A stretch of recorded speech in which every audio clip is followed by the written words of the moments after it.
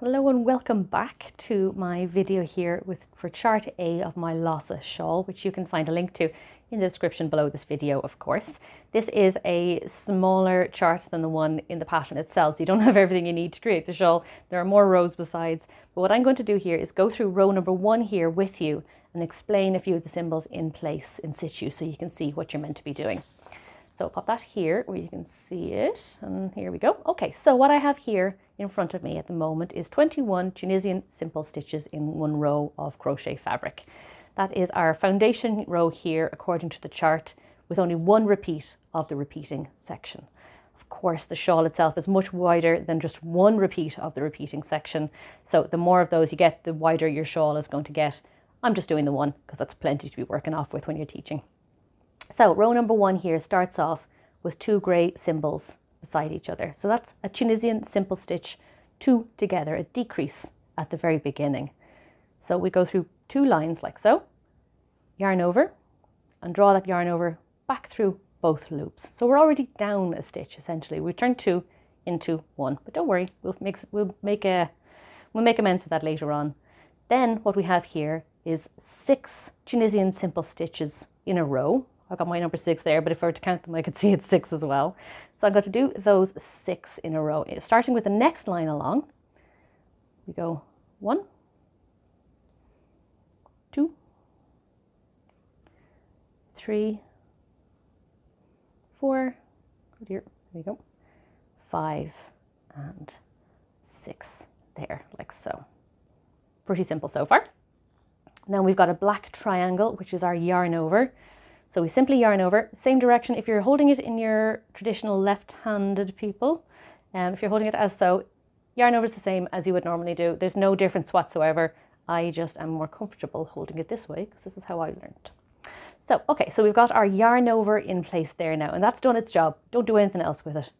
It's in place, it's where it needs to be. Very next symbol here is our knit stitch. So I'm going to find the very next V, or the next rung or line along here on our work, and for my knit stitch, remember, I'm going to go through, but I'm not going to go through the full way. I'm just going to snuggle my hook in a little bit like so, and then I'm going to put pressure on my middle finger and it's going to pop straight through. There's a gap right there, you don't even have to look for it, it's just the path of least resistance. It'll go straight through.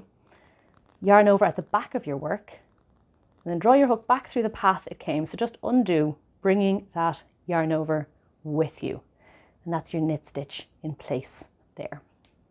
Very next one along is a yarn over, followed by another 6 Tunisian simple stitches. So I'm going to pop on my yarn over, and into the next 6 lines I'm going to do my simple stitches. So that's 1, 2, 3, 4, 5, and 6 there, like so.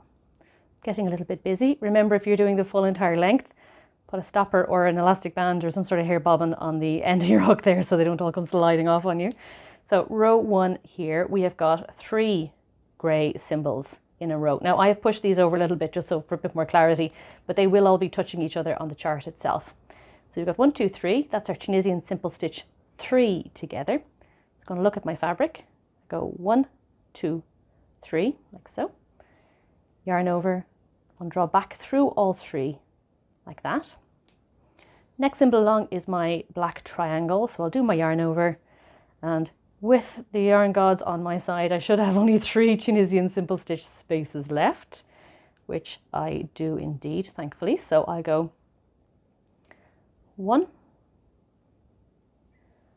2, 3. Because this is an independent piece of fabric and we have nothing to work into, this side here is going to require us to find the chain from our previous row, which is this nice big loopy piece here, pop our hook through, yarn over, and draw back 1 final loop. That just neatens up the edge for you there a little bit. So that is our forward pass of row 1 complete. You have done all the dance steps in order from this side to that side here, and they're all piled up the way they should be for the pattern itself. The return pass is the same for the foundation pass and same for every row of this particular chart. You go yarn over, pull through 1, and then yarn over through 2 the whole way back again. Remember, of course, every time you do this, you should end up with some fabric coming off the end of your hook. If you don't, you're just running on the spot. you're not going to get anywhere at all.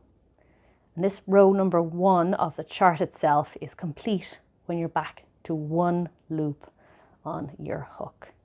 You treat your increases, your yarn overs, your simple stitches, all those loops are treated exactly the same on the way back. Everything is just yarn over through whatever happens to be the next 2 things along. So the return pass is a nice little breath of fresh air, really. It gives your mind a chance to relax because it's always predictable, always the same.